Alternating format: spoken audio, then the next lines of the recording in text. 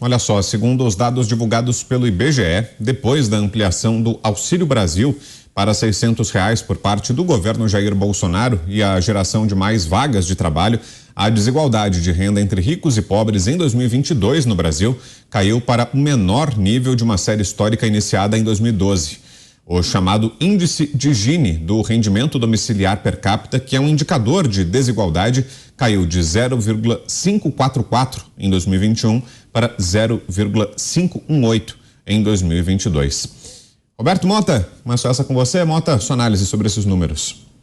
A expressão desigualdade social é usada com o sentido de desigualdade de renda, né? Ou seja, ela expressa a diferença entre a renda dos mais ricos e a renda dos mais pobres.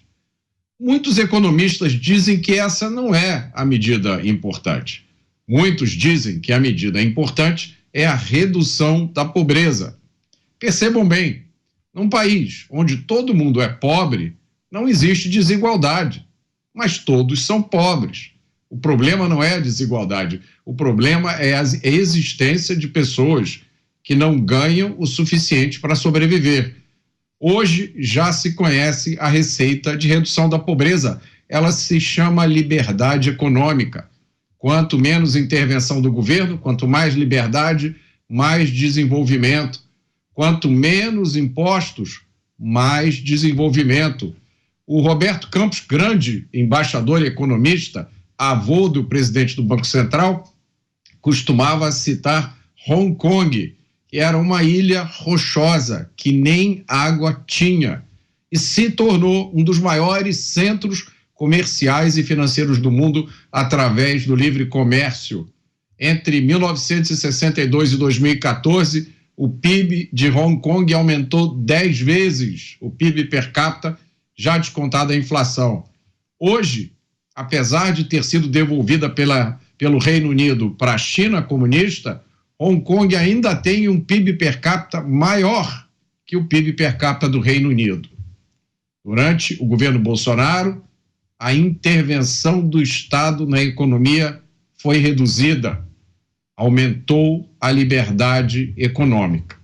Hoje, infelizmente, o Brasil está indo na direção contrária. Você, Dantas. O Mota está certo, mas eu queria ressaltar aqui dessa divulgação do IBGE, porque nessa diferença, o que você tem concretamente é um recuo mínimo dos mais ricos em relação à sua renda média e um crescimento expressivo em relação à renda dos mais pobres. Isso é que fez essa distância ser reduzida. E aí, isso é atribuído ao Auxílio Brasil e também à geração de emprego, mais de 7 milhões de empregos gerados. Isso é economia. Isso é condução econômica responsável, com estímulo ao empreendedorismo, com a retirada do Estado de cima das pessoas. Nós tivemos uma série de avanços nessa área, inclusive com a redução da burocracia para a abertura de empresas, e isso em plena pandemia.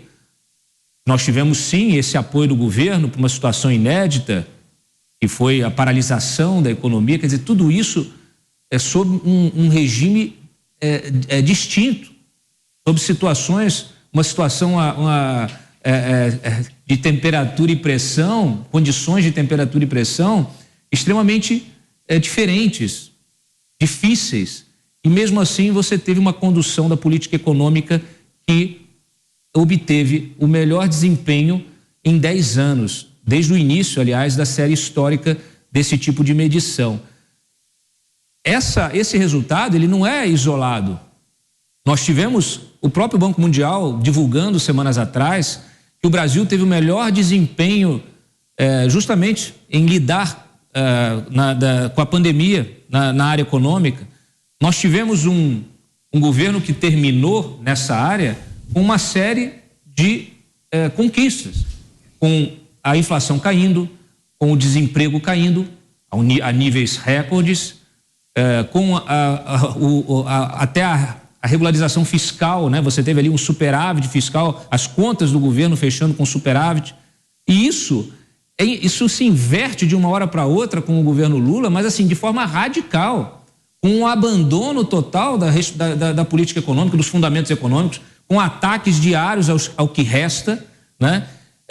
Com a inflação disparando, com o desemprego disparando. Então, é isso que a gente precisa ter atenção, é nisso que a gente precisa colocar o debate. Por quê? Porque se viveu uma campanha eleitoral de narrativas. Narrativas que foram construídas de forma repetitiva com o apoio de uma imprensa que escolheu um lado e que abandonou a realidade, preferiu olhar para o outro lado e esquecer os fatos. Só que a matemática, ela se impõe. E toda vez que você faz um raio-x, o resultado econômico não há o que dizer, é imbatível. Pavinato. Bom, pegando aí a rabeira do comentário do Dantas, e o presidente homofóbico, genocida, fascista, ele entregou um país com superávit. De todos os países da América Latina, ele entregou um país com melhores condições econômicas do que todos eles.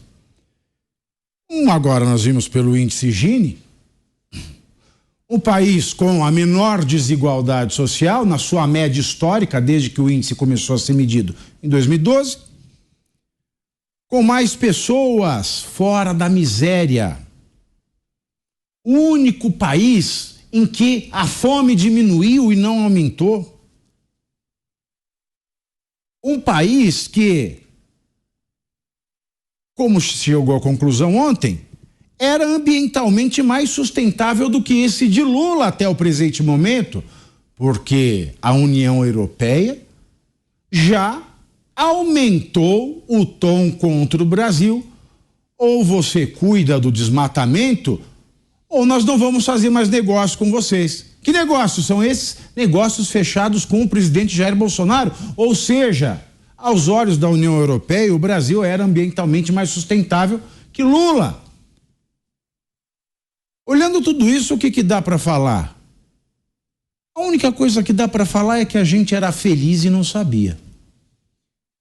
Pois é, né? E essa semana, inclusive, né, Zé, a gente falava aqui sobre aquela pesquisa que mostrou uma insatisfação do mercado financeiro em relação à gestão econômica do atual governo. Será que o mercado se ressente do governo anterior, dos resultados econômicos que foram apresentados na gestão passada? E será que não faltou até uma reação mais enérgica, um posicionamento mais firme durante o período eleitoral em direção ou contra o projeto que ameaçava se estabelecer e que hoje chegou ao governo, Zé?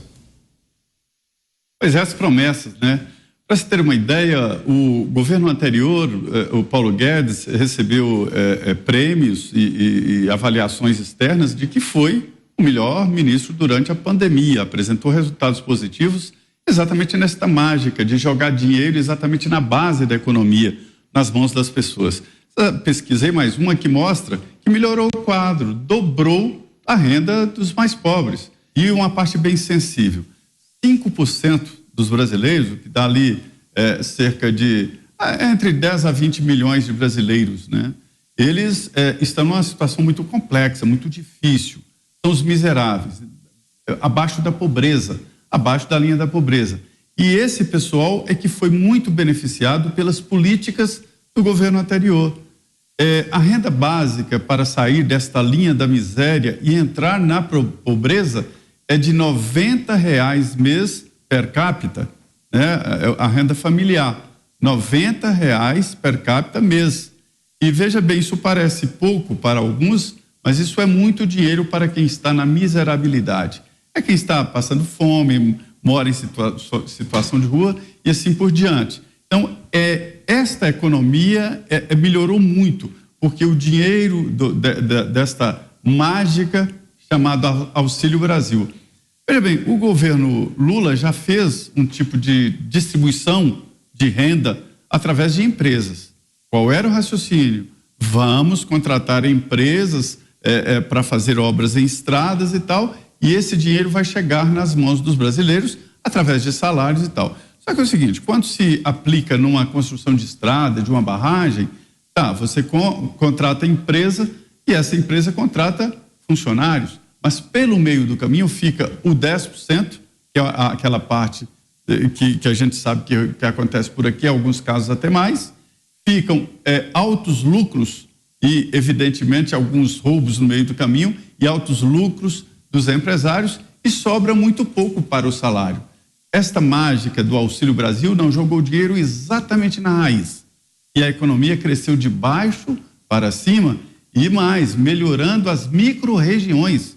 O dinheiro ia para o município do Auxílio Brasil e não para as grandes empresas. Então, é claro que isto foi, sim, um resultado muito bem feito. É pouco crescimento. A diferença entre ricos e pobres no Brasil, que tem uma tradição muito grande.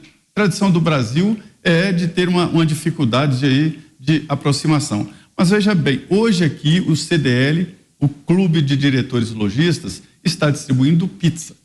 É uma pizza. E quando abre a pizza, se vê que ela está com um naco de 36% cortado. Aí você se assusta, por que essa pizza está assim, cortada? É o imposto, meu amigo, é um imposto. Os empresários estão mostrando o tamanho do buraco que o governo arrecada em impostos.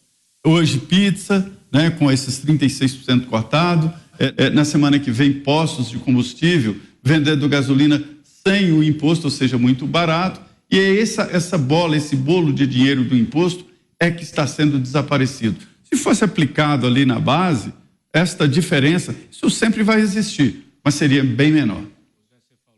A gente vai agora para um rápido